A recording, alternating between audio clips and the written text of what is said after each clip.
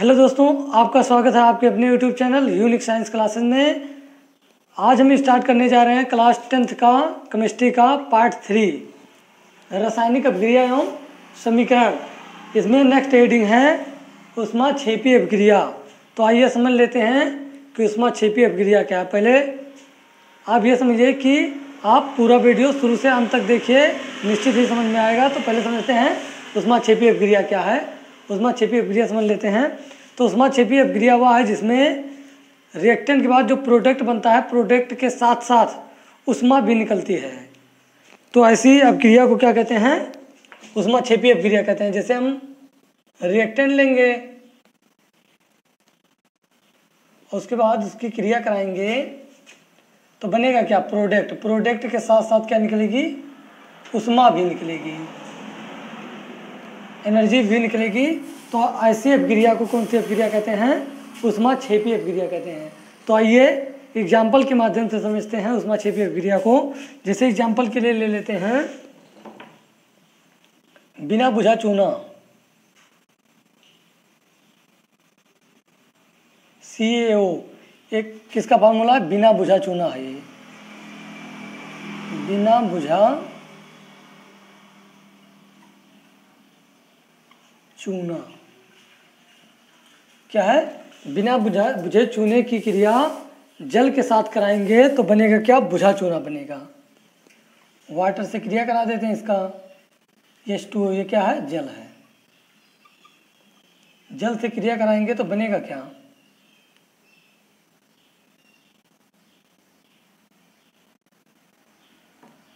बनेगा हमारा CaOH का वोल्टॉइस। और प्लस क्या निकलेगी? एनर्जी निकलेगी, ऊर्जा निकलेगी, ऊष्मा निकलेगी। ऊष्मा निकाल देते हैं। पहले देख लेते हैं बैलेंस है कि नहीं। यहाँ पर हमारे पास कैल्शियम कितना है? 2, 1 है। यहाँ भी कैल्शियम 1 है। हाइड्रोजन हमारे पास कितना है? 2 है। यहाँ 2 करना पड़ेगा। हाइड्रोजन भी 2 है, ऑक्सीजन भी 2 है। इसका मतलब बैलेंस है। मैंने क्या बताया? ऐसी अभिक्रिया जिसमें उत्पाद के साथ साथ ऊष्मा भी निकलती है, ऐसी अभिक्रिया को कौन सी अभिक्रिया कहते हैं? ऊष्माक्षेपी अभिक्रिया। तो आइए अदर एग्जाम्पल और भी एग्जाम्पल के साथ समझते हैं। जैसे ले लेते हैं C6H12O6 और इसकी क्रिया करा देते हैं ऑक्सीजन के साथ, O2 के साथ। तो बनेगा क्या? बनेगा CO2 और प्लस क्या बनेगा? H2O बनेगा। और प्लस क्या निकलेगी? ऊष्मा निकलेगी, एनर्जी निकलेगी। ऊर्जा निकालने हैं, ऊष्मा निकालने हैं, एक ही प्रोसेस है। तो इसको पहले बैलेंस कर लेते हैं। यहाँ पर ऑक्सीजन हमारे पास कितना है? 6 और 2 8 ऑक्सीजन है। और इधर कितना ऑक्सीजन है? इधर हमारे पास ऑक्सीजन 3 ही है। तो इसको बैलेंस करने के लिए क्या करेंगे? यहाँ पर यहाँ कर देते हैं। अगर यहाँ 6 कर दें तो हमारे पास 6 ऑक्सीजन यहाँ हो गया और यहाँ पर 2 ऑक्सीजन आया। ऑक्सीजन, इसका मतलब हमारा क्या हो गया? बैलेंस हो गया। अब हाइड्रोजन को बैलेंस कर लेते हैं। यहाँ पर हाइड्रोजन 6 दूना 12 है और यहाँ भी हाइड्रोजन कितना है? 12 है। कार्बन हमारे पास 6 है। यहाँ पर कार्बन कितना है? 6 है। और इधर कार्बन कितना है? इधर हमारे पास कार्बन की संख्या 1 ही है। तो 6 करने के लिए यहाँ भी कितना करना पड़ेगा? 6 करना पड़ेगा। 6 यहाँ कर दिया तो हमारे पास हाइड्रोजन की संख्या कितनी हो गई? हाइड्रोजन 6 दूना 12 हो गया और 12 6 ऑक्सीजन 6 दूना 12 और 6 कितना हो गया? 18। ऑक्सीजन की संख्या 18 होगी। और इधर कितना है? इधर हमारे पास 6 2 8 है। अगर यहाँ पर हम 6 कर दें तो 6 दूना 12 और 6 कितना हो जाएगा? 18 हो जाएगा। अब ये क्या है? बैलेंस है। तो ऐसी अभिक्रिया जिसमें उत्पाद के साथ, प्रोडक्ट के साथ ऊष्मा भी निकलती है या ऊर्जा निकलती है, तो ऐसी अभिक्रिया को कौन सी अभिक्रिया कहते हैं? ऊष्माक्षेपी अभिक्रिया कहते हैं। अब आइए समझते हैं ऊष्माशोषी अभिक्रिया क्या है। इसको मिटा देते हैं पहले। आइए समझते हैं कि ऊष्माशोषी अभिक्रिया क्या है। ऊष्माशोषी अभिक्रिया किसे कहते हैं? तो ऊष्माशोषी अभिक्रिया वह है जिसमें ऊष्मा का क्या होता है? शोषण होता है। ऊष्मा का शोषण। कोई रासायनिक अभिक्रिया क्या करेंगे? पूर्ण करने के लिए पहले उस पर उष्मा लगाएंगे, तभी कोई जैसे कंपाउंड लेंगे, जब उस पर उष्मा लगाएंगे तभी वह क्या होगा, प्रोडक्ट में कन्वर्ट होगा। तो ऐसी रासायनिक अभिक्रिया को क्या कहते हैं, उष्मा शोषी अभिक्रिया कहते हैं। आइए एग्जाम्पल के माध्यम से समझते हैं। जैसे एग्जाम्पल के लिए ले लेते हैं हम CaCO3, कैल्शियम कार्बोनेट ले लेते हैं। तो कैल्शियम कार्बोनेट तब तक अपने अवयवी कणों में अपघटित नहीं होगा जब तक उस पर उष्मा नहीं लगाएंगे। तो इस पर उष्मा लगा देते हैं, उष्मा लगाएंगे तो बनेगा क्या, बनेगा CaO प्लस CO2 बनेगा। ये बिना बुझा चूना आप लोग जानते होंगे, बिना बुझा चूना। और ये क्या है, calcium carbonate, carbon dioxide, sorry ये क्या है, कार्बन डाइऑक्साइड, कार्बन डाइऑक्साइड है।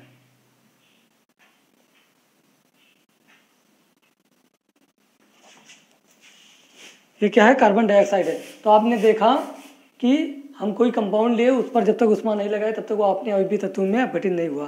तो कोई कंपाउंड लेते हैं, उस पर पहले उष्मा लगाते हैं तब प्रोडक्ट बनता है। तो ऐसी अपक्रिया को कौन सी अपक्रिया कहते हैं, उष्मा शोषी अपक्रिया कहते हैं। आइए और एग्जाम्पल के माध्यम से समझते हैं। जैसे ले लेते हैं FeSO4, फेरस सल्फेट ले लेते हैं और इस पर उष्मा देंगे तो बनेगा क्या, बनेगा Fe2O3 प्लस SO2 प्लस क्या बनेगा, SO3 बनेगा। इसको बैलेंस करते हैं। पहले यहाँ पर ऑक्सीजन 3 है और यहाँ पर 2 है, यहाँ 3 है। तो 3 2 5 और 3 8 ऑक्सीजन हमारे पास है। और इधर कितना ऑक्सीजन, इधर हमारे पास 4 ऑक्सीजन है। तो 8 करने के लिए यहाँ कितना कर देंगे, 2 कर देंगे। आयरन 2 है हमारे पास, आयरन यहाँ पर 2 है। सल्फर 2 है, सल्फर 1 2 है। इसका मतलब बैलेंस है। तो यह भी किस अपक्रिया का उदाहरण है, उष्मा शोषी अपक्रिया का उदाहरण है। आइए कुछ और भी एग्जाम्पल समझते हैं। जैसे आइए और भी एग्जाम्पल समझते हैं। पहला एग्जाम्पल हो गया, ये दूसरा, तीसरा एग्जाम्पल ले लेते हैं। जैसे ले लेते हैं AgCl2 ले लेते हैं, AgCl लेते हैं और बनेगा क्या, Ag बनेगा और प्लस Cl2 बनेगा। और इसको बैलेंस करने के लिए क्या करेंगे, यहाँ पर क्लोरीन कितना है, 2 है। तो यहाँ भी कितना कर देंगे, 2 करने के लिए 2 कर देंगे। तो Ag भी 2 हो गया, तो यहाँ भी कितना कर देंगे, 2 कर देंगे। और इस पर उष्मा देंगे तभी यह अपक्रिया होगी। तो इस पर दे देते हैं HNu, लाइट पर का सूर्य का प्रकाश लगा देंगे तभी ये अपक्रिया होगी। तो ऐसी अपक्रियाओं को कौन सी अपक्रिया कहते हैं, उष्मा क्षेपी अपक्रिया कहते हैं। अब आइए समझते हैं ऑक्सीकरण संख्या क्या है, ऑक्सीकरण अपक्रिया क्या है, अपचयन अपक्रिया क्या है और रेडॉक्स अपक्रिया क्या है। तो पहले हेडिंग है ऑक्सीकरण अपक्रिया। आइए समझ लेते हैं कि ऑक्सीकरण अपक्रिया क्या है। ऑक्सीडेशन रिएक्शन, ऑक्सीकरण अपक्रिया को उपचयन अपक्रिया भी कहते हैं। उपचयन अपक्रिया,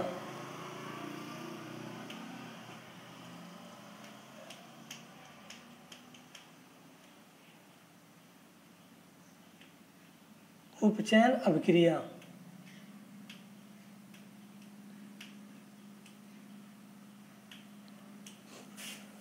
तो ऑक्सीकरण अपक्रिया या उपचयन अपक्रिया वह है जिसमें ऑक्सीजन की वृद्धि होती है और हाइड्रोजन का क्या होता है, लॉस होता है। गेन ऑफ ऑक्सीजन और लॉस ऑफ हाइड्रोजन होता है। तो ऐसी अपक्रिया को कौन सी अपक्रिया कहते हैं, ऑक्सीकरण अपक्रिया। जिन अपक्रियाओं में क्या होगी, रिएक्टेंट टू प्रोडक्ट, ऑक्सीजन का क्या होगा, ऑक्सीजन की वृद्धि होगी और हाइड्रोजन की क्या होगी, कमी होगी। तो ऐसी रासायनिक अपक्रिया को कौन सी अपक्रिया कहते हैं, ऑक्सीकरण अपक्रिया। आइए एग्जाम्पल के माध्यम से समझ लेते हैं। जैसे यहाँ ले लेते हैं यक्स, यहाँ क्या होगा, ऑक्सीजन का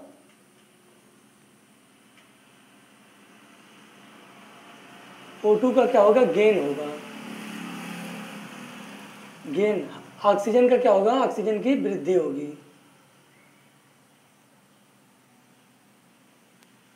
ऑक्सीजन की क्या होगी, वृद्धि होगी, और हाइड्रोजन का क्या होगा, लॉस होगा।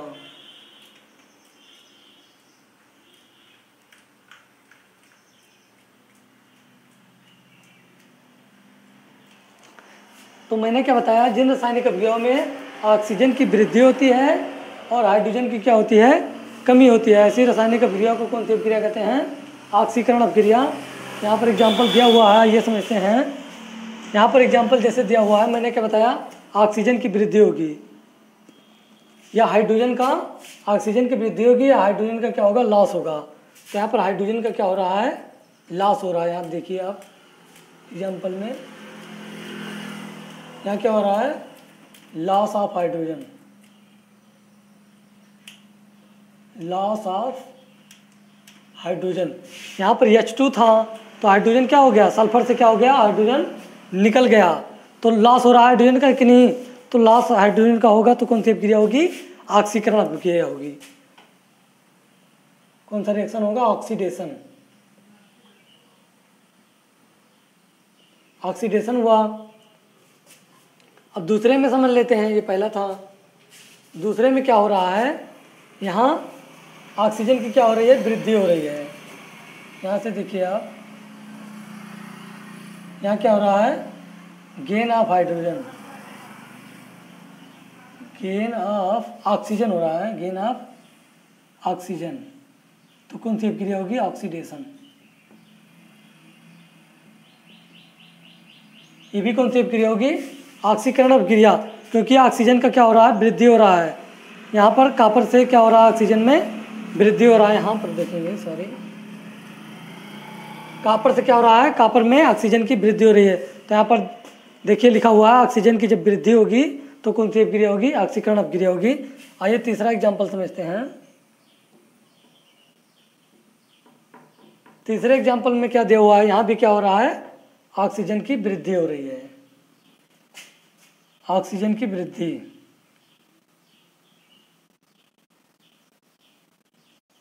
ऑक्सीजन की वृद्धि। तो ऑक्सीजन की वृद्धि होगी तो कौन सी अभिक्रिया होगी, ऑक्सीकरण होगा। ऑक्सीजन की वृद्धि होगी तो कौन सी अभिक्रिया होगी, ऑक्सीडेशन, ऑक्सीडेशन रिएक्शन होगा। मैंने क्या बताया, जब ऑक्सीजन की वृद्धि होगी तो भी ऑक्सीकरण अभिक्रिया होगी, और हाइड्रोजन की कमी होगी तो भी कौन सी अभिक्रिया होगी, ऑक्सीकरण अभिक्रिया होगी। अब आइए समझते हैं अपचयन अभिक्रिया। दूसरा हेडिंग है अपचयन अभिक्रिया, इसको मिटाते हैं। अब आइए समझ लेते हैं कि अपचयन अभिक्रिया क्या है, रिडक्शन रिएक्शन क्या है, अपचयन क्या है। तो जहाँ हाइड्रोजन का क्या हो, यक्स कोई कंपाउंड ले लेते हैं, यहाँ पर क्या होगा, हाइड्रोजन की क्या होगी, वृद्धि होगी, H2 क्या होगा, गेन होगा। हाइड्रोजन की किसी कंपाउंड से हाइड्रोजन का क्या होगा, हाइड्रोजन में वृद्धि होगी,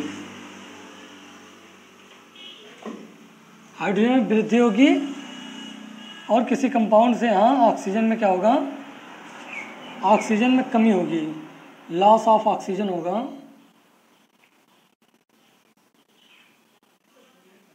ऑक्सीजन में क्या होगी, कमी होगी। तो ऐसी अभिक्रिया जिसमें क्या हो, हाइड्रोजन की वृद्धि हो और ऑक्सीजन की क्या हो, कमी हो, ऐसी अभिक्रिया को कौन सी अभिक्रिया कहते हैं, अपचयन अभिक्रिया कहते हैं, रिडक्शन कहते हैं।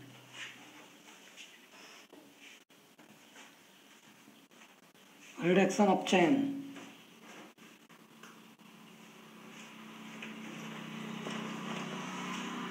अपचयन कहते हैं, मैंने ऑक्सीकरण में क्या बताया, इसमें ऑक्सीजन की वृद्धि होगी और किसका होगा, हाइड्रोजन की कमी होगी। और अपचयन अभिक्रिया में क्या होगा, हाइड्रोजन की वृद्धि होगी और ऑक्सीजन की कमी होगी। से उल्टे हैं उसके, तो ये किसके लिए था, ऑक्सीकरण संख्या के लिए था,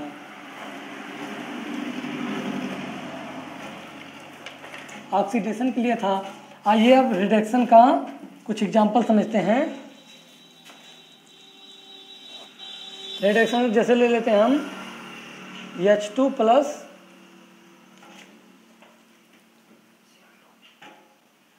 H2 प्लस ले लेते हैं Cl2, और इसकी क्रिया कराते हैं सूर्य की उपस्थिति में। सूर्य के प्रकाश की उपस्थिति में HNu क्या देते हैं, लाइट देते हैं। तो बनेगा क्या, बनेगा HCl। इसको बैलेंस करने के लिए यहाँ 2 हाइड्रोजन है, यहाँ भी 2 क्लोरीन है, तो दोनों जगह तो यहाँ कितना कर देंगे, 2 कर देंगे। तो अब यहाँ कितना हो गया, हाइड्रोजन भी 2 हो गया और क्लोरीन भी 2 हो गया। अब इसको कैसे हम जानेंगे कि ये अपचयन अपक्रिया है। तो यहाँ पर क्या हो रहा है, किसी तत्व से हाइड्रोजन की क्या हो रही है, वृद्धि हो रही है। यहाँ क्लोरीन में हाइड्रोजन की क्या हो रही है, वृद्धि हो रही है, gain of hydrogen, gain of hydrogen. तो कौन सी अपक्रिया होगी, क्या होगा, रिडक्शन होगा। यहाँ क्या हुआ है, हाइड्रोजन की वृद्धि, हाइड्रोजन की क्या हुई है, हाइड्रोजन की वृद्धि।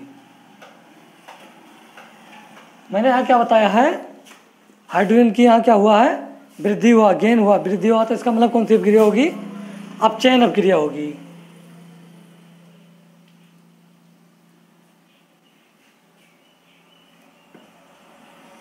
आइए और भी एग्जाम्पल समझते हैं। दूसरा ले लेते हैं,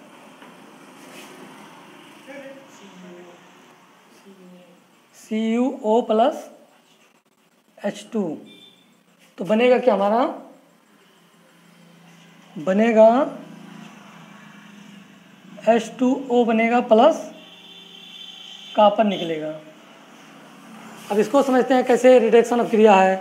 यहाँ पर क्या हो रहा है, यहाँ पर कॉपर में क्या हो रहा है, ऑक्सीजन की कमी हो रही है। यहाँ पर कॉपर ऑक्साइड में कॉपर क्या हो रहा है, ऑक्सीजन की कमी हो रही है। यहाँ केवल कॉपर बचा, यहाँ CuO है तो ऑक्सीजन क्या हुआ, निकल गया। इसका मतलब यहाँ क्या हुआ, ऑक्सीजन की कमी हुई है। यहाँ क्या हुआ है, ऑक्सीजन की कमी होगी तो कौन सी अपक्रिया होगा, अपचयन अपक्रिया होगा, रिडक्शन होगा। तो यहाँ क्या हुआ है, लॉस ऑफ ऑक्सीजन। तो लॉस ऑफ ऑक्सीजन होगा तो कौन सी अपक्रिया होगी, रिडक्शन।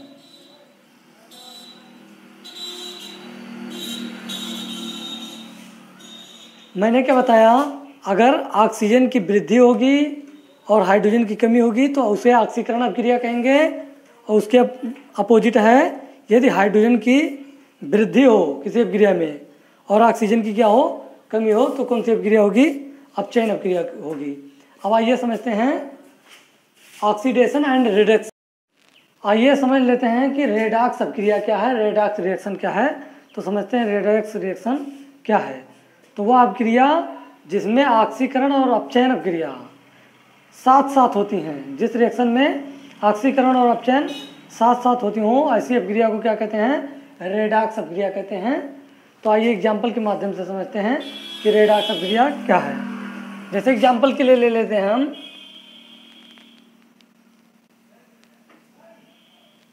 H2 ले लेते हैं, hydrogen sulphide plus Cl2 chlorine की क्रिया कराएंगे तो बनेगा क्या, बनेगा HCl और प्लस क्या बनेगा, यस बनेगा। HCl क्या बनेगा, HCl और प्लस यस बनेगा। अब इसको बैलेंस कर लेते हैं। बैलेंस करने के लिए क्या करेंगे, यहाँ पर हमारे पास कितना क्लोरीन है, 1 क्लोरीन है, यहाँ 2 है, तो यहाँ कितना कर देंगे, 2 कर देंगे। और यहाँ पर सल्फर 1 है तो सल्फर 1 ही है, हाइड्रोजन 2 है तो यहाँ भी हाइड्रोजन 2, इसका मतलब बैलेंस है। तो आइए समझते हैं कि कैसे इसमें ऑक्सीकरण और अपचयन होगा। तो यहाँ पर क्या हो रहा है, आप लोग जानते होंगे, जब ऑक्सीजन की वृद्धि होगी तो क्या होगा, ऑक्सीजन की वृद्धि होगी तो ऑक्सीकरण होगा, और हाइड्रोजन की कमी होगी तो क्या होगा, तब भी ऑक्सीकरण होगा। अगर हाइड्रोजन की वृद्धि होती है किसी यौगिक से तो यहाँ क्या होगा, अपचयन होगा, और ऑक्सीजन की कमी होगी तो क्या होगा, तब भी अपचयन होगा। तो आइए यहाँ देखते हैं H2S से यस में क्या हो रहा है, यहाँ हाइड्रोजन की क्या हो रही है, कमी हो रही है, loss of hydrogen, loss of H2 हो रहा है। तो लॉस ऑफ हाइड्रोजन की कमी होगी। हाइड्रोजन की कमी कहाँ हो रही है? हाइड्रोजन की कमी यहाँ हो रही है। तो इसका मतलब ये कौन सी अपक्रिया होगी? ऑक्सीकरण होगा। क्या होगा? ऑक्सीडेशन।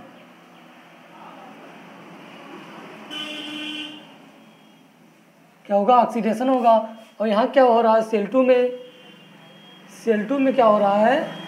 यहाँ हाइड्रोजन की क्या हो रही है? हाइड्रोजन की यहाँ वृद्धि हो रही है। देखिए आप लोग, यहाँ Cl2 था, यहाँ 2HCl हो गया, तो इसका मतलब क्या हुआ? यहाँ हाइड्रोजन की क्या हुई? वृद्धि हुई। तो कौन सी हाइड्रोजन की वृद्धि होगी तो कौन सी अपक्रिया होगी? यहाँ देखिए, हाइड्रोजन की वृद्धि होगी, गेन ऑफ हाइड्रोजन, तो कोई क्या होगा? अपचयन होगा। तो यहाँ हाइड्रोजन की वृद्धि हो रही है तो अपचयन होगा, gain of hydrogen, gain of hydrogen. तो यहाँ क्या होगा? रिडक्शन होगा।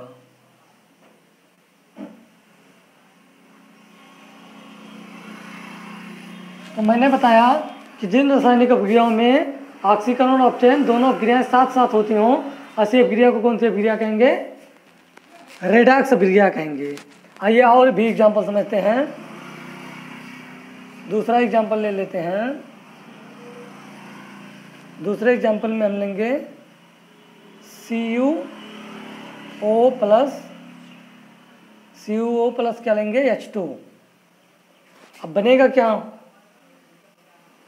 बनेगा यहाँ से बन जाएगा जल, H2O प्लस क्या बनेगा? कापर बनेगा। तो अब इसमें समझते हैं कि कैसे ऑक्सीकरण हो रहा है और अपचयन हो रहा है। यहाँ देखिए आप, हाइड्रोजन को, यहाँ पर हाइड्रोजन का क्या हो रहा है? यहाँ पर ऑक्सीजन की हाइड्रोजन में क्या हो रही है? वृद्धि हो रही है। तो यहाँ क्या हुआ? गेन ऑफ, ऑक्सीजन की वृद्धि हो रही है तो गेन ऑफ क्या होगा? ऑक्सीजन होगा, गेन ऑफ ऑक्सीजन। तो गेन ऑफ ऑक्सीजन होगा तो क्या बनेगा? क्या होगा? Gain of oxygen. यहाँ क्या हो रहा है? गेन ऑफ ऑक्सीजन होगा तो कौन सी अपक्रिया होगी? ऑक्सीकरण। तो यहाँ कौन सी अपक्रिया होगी? ऑक्सीकरण, ऑक्सीडेशन।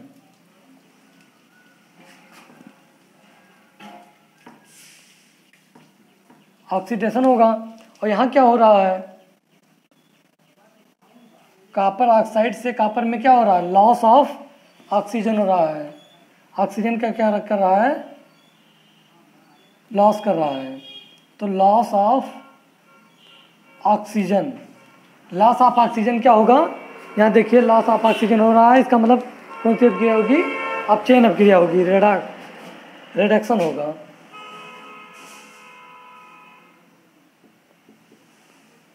यहाँ भी क्या होगा? रिडक्शन होगा। आइए और भी एग्जाम्पल समझते हैं। जैसे एग्जाम्पल के लिए ले लेते हैं हम PbO ले लेते हैं प्लस, PbO ले लेते हैं प्लस क्या लेंगे?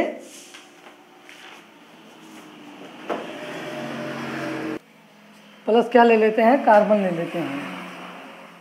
तो बनेगा क्या? इधर बनेगा Pb लेड प्लस क्या बनेगा? CO, कार्बन मोनोऑक्साइड ये है, ये लेड है। तो यहाँ क्या हो रहा है? आप देखिए, यहाँ कार्बन से यहाँ क्या हो रहा है? ऑक्सीजन की वृद्धि हो रही है। तो गेन ऑफ क्या होगा?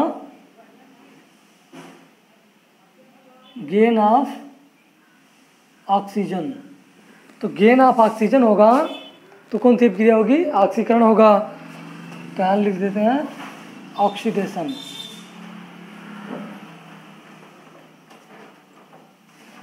ऑक्सीडेशन हो जाएगा।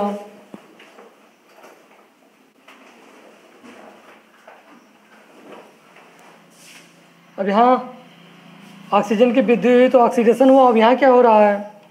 यहाँ हो रहा है लॉस ऑफ ऑक्सीजन, ऑक्सीजन की कमी हो रही है, लॉस ऑफ ऑक्सीजन। ऑक्सीजन की कमी होगी, तो कौन सी अपक्रिया होगी? अपचयन अपक्रिया होगी, रिडक्शन होगा। तो यहाँ क्या होगा? रिडक्शन होगा।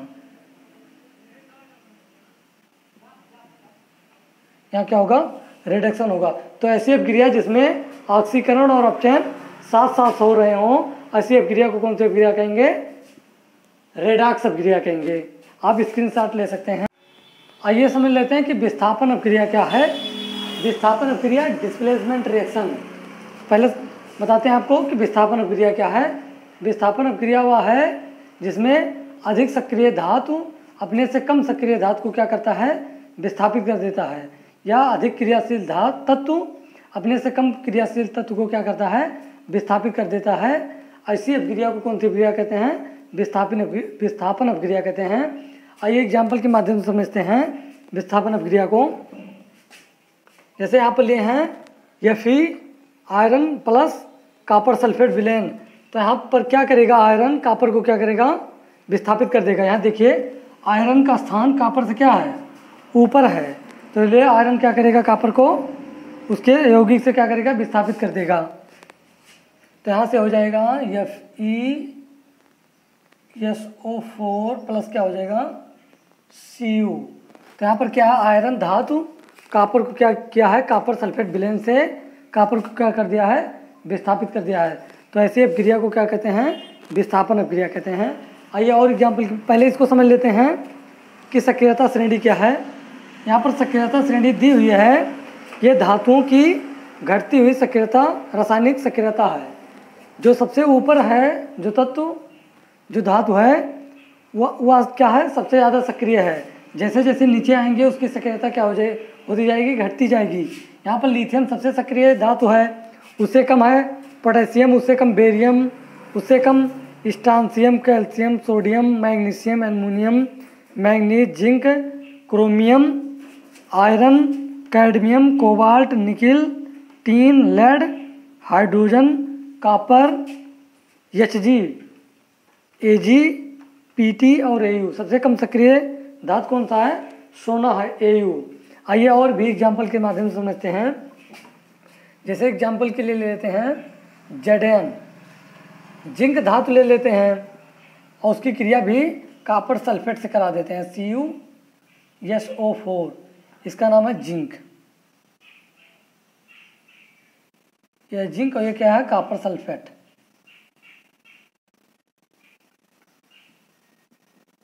कॉपर सल्फेट है।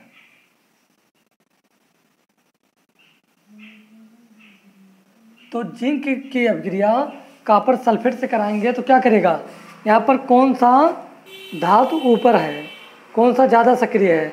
तो आइए देख लेते हैं कि जिंक ज़्यादा सक्रिय धातु है कि कॉपर है। तो जिंक कहाँ है, जिंक यहाँ पर है, और कॉपर कहाँ है, यहाँ पर है।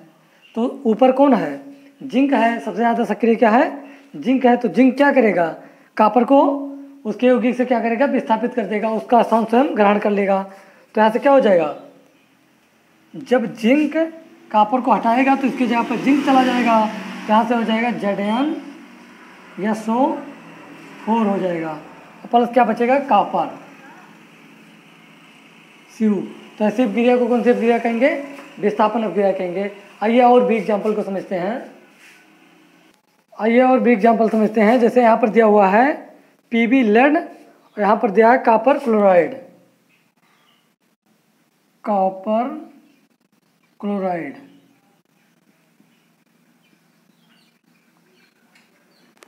Pb लेड की क्रिया कॉपर क्लोराइड से कराएंगे तो क्या होगा, यहाँ पर देखते हैं आइए कि लेड ऊपर है, सबसे ज़्यादा सक्रिय है कि कॉपर। तो लेड कहाँ पर है, लेड यहाँ पर है और कॉपर यहाँ पर है। तो लेड क्या करेगा, Pb लेड कॉपर को क्या करेगा, कॉपर क्लोराइड विलेन से क्या करेगा, कॉपर को विस्थापित कर देगा। तो यहाँ से क्या हो जाएगा, PbCl2 हो जाएगा। यहाँ Pb क्या करेगा, कॉपर को विस्थापित करेगा, तो हो जाएगा PbCl2 और प्लस क्या बचेगा, कॉपर Cu। बैलेंस है, एक कॉपर है, एक कॉपर, 2 क्लोरीन और 1 लेड, सही है। अब आइए चौथा समझते हैं। चौथा एग्जांपल दिया हुआ है, यहाँ पर दिया हुआ है F2O3 दिया हुआ है और एल्युमिनियम दिया हुआ है। अब यहाँ पर देखते हैं एल्युमिनियम ज़्यादा सक्रिय धातु है कि आयरन है। तो एल्युमिनियम हमारा यहाँ है और आयरन कहाँ है, आयरन यहाँ है। इसका मतलब अधिक सक्रिय क्या है, एल्युमिनियम है। तो एल्युमिनियम क्या करेगा, आयरन को क्या करेगा, विस्थापित कर देगा। तो यहाँ से क्या हो जाएगा, Al2O3 हो जाएगा और प्लस क्या हो जाएगा Fe प्लस Fe हो जाएगा। अब इसको बैलेंस कर लेते हैं। यहाँ पर आयरन हमारा कितना है, 1 ही है, और इधर कितना है, 2 है, तो यहाँ भी 2 कर देते हैं। ऑक्सीजन 3 है, ऑक्सीजन यहाँ भी 3 है, एल्युमिनियम 1 है, एल्युमिनियम यहाँ पर 2 है, तो यहाँ भी कितना कर देंगे, 2 कर देंगे। तो ऐसी अपक्रिया को कौन सी अपक्रिया कहते हैं, विस्थापन अपक्रिया कहते हैं। जो धातुएं या तत्व अधिक सक्रिय होती हैं वो अपने से कम सक्रिय धातु को क्या करता है, विस्थापित कर देता है। ऐसी अपक्रिया को कौन सी अपक्रिया कहते हैं, विस्थापन अपक्रिया कहते हैं। अब आइए समझ लेते हैं कि द्विविस्थापन अपक्रिया क्या है। आप लोगों को स्क्रीनशॉट लेना है तो स्क्रीनशॉट ले लीजिए। समझते हैं द्विविस्थापन अपक्रिया क्या है। डबल डिस्प्लेसमेंट रिएक्शन, द्विविस्थापन अपक्रिया। तो द्विविस्थापन अपक्रिया वह है जिसमें अभिकारकों के बीच आयनों का आदान प्रदान होता है। वह अपक्रियाएं जिनमें अभिकारकों रिएक्टेंट के बीच, रिएक्टेंट में जो कंपाउंड लेंगे उनके बीच क्या होगा, आयनों का आदान प्रदान होगा। तो ऐसी अपक्रिया को कौन सी अपक्रिया कहेंगे, द्विविस्थापन अपक्रिया कहेंगे। पहले समझ लेते हैं आयन क्या है। जैसे आयन कोई तत्व या यौगिक कोई तत्व लेते हैं, जैसे एल्युमिनियम ले लेते हैं, तो एल्युमिनियम पर ट्रिपल पॉजिटिव चार्ज होता है। तो कोई तत्व हो उस पर पॉजिटिव या निगेटिव जो चार्ज होता है वही उसका क्या कहलाता है, आयन कहलाता है। तो आइए समझते हैं एग्जाम्पल के माध्यम से। जैसे ले लेते हैं एग्जाम्पल के लिए, एग्जाम्पल के लिए लेते हैं सोडियम सल्फेट Na2SO4 ले लेते हैं। सोडियम सल्फेट है और बेरियम क्लोराइड ले लेते हैं, बेरियम क्लोराइड BaCl2 क्या ले लेते हैं, बेरिलियम क्लोराइड ले लेते हैं, बेरियम क्लोराइड। अब इनमें पहले जान लेते हैं किस तत्व पर कितना आयन है। तो सोडियम Na, सोडियम पे कितना आयन होता है, 1 आयन होता है, तो सोडियम 1 पॉजिटिव होता है। SO4 आप लोग जानते होंगे उस पर डबल निगेटिव होता है, तो SO4 क्या हो जाएगा, डबल निगेटिव हो जाएगा। और बेरियम पर भी क्या होता है, डबल पॉजिटिव होता है, और क्लोरीन पे 1 निगेटिव होता है, 1 निगेटिव होता है। अब यहाँ लिखा हुआ है वह रासायनिक अपक्रियाएं जिनमें अभिकारकों के बीच आयनों का क्या होता है, आदान प्रदान होता है। तो इनमें क्या होगा, आयनों का एक्सचेंज होगा, आदान प्रदान होगा। जैसे यहाँ पर सेम आयन को एक तरफ लेते हैं तो यहाँ से क्या हो जाएगा, SO4 यहाँ डबल निगेटिव है और यहाँ Ba क्या है, डबल पॉजिटिव है, तो क्या बन जाएगा, VaSO4 बन जाएगा। और बचा क्या, Na सिंगल पॉजिटिव चार्ज है, यहाँ पर सिंगल निगेटिव चार्ज है, तो ये दोनों एक हो जाएगा। तो यहाँ से क्या हो जाएगा, NaCl, क्या बनेगा, NaCl बनेगा। अब इसको बैलेंस कर लेते हैं। बैलेंस करने के लिए क्या करेंगे, यहाँ पर सोडियम की संख्या कितना, 2 है, और यहाँ पर कितना है, यहाँ पर 1 है, तो यहाँ पर कितना कर देंगे, 2 कर देंगे। तो यहाँ पर क्लोरीन कितना हो गया, यहाँ पर क्लोरीन की संख्या 2 हो गई, यहाँ 2 है। बेरियम सिंगल है, बेरियम सिंगल है, SO4 सिंगल है, SO4 सिंगल है। तो इस रिएक्शन में हुआ क्या, आयनों का आदान प्रदान हुआ। यहाँ पर बेरियम का आयन सल्फेट के साथ जुड़ गया और सोडियम का आयन क्लोरीन के साथ जुड़ गया। तो इसमें क्या हुआ, आयनों का आदान प्रदान हुआ। तो जिन रासायनिक अपक्रियाओं में आयनों का आदान प्रदान होता है तो ऐसी रासायनिक अपक्रियाओं को कौन सी अपक्रिया कहते हैं, द्विविस्थापन अपक्रिया कहते हैं। उम्मीद करते हैं कि वीडियो आपको समझ में आया होगा। अगर वीडियो समझ में आता है तो लाइक कीजिए, शेयर कीजिए और सब्सक्राइब कीजिए। मिलते हैं नेक्स्ट वीडियो में, तब तक के लिए धन्यवाद।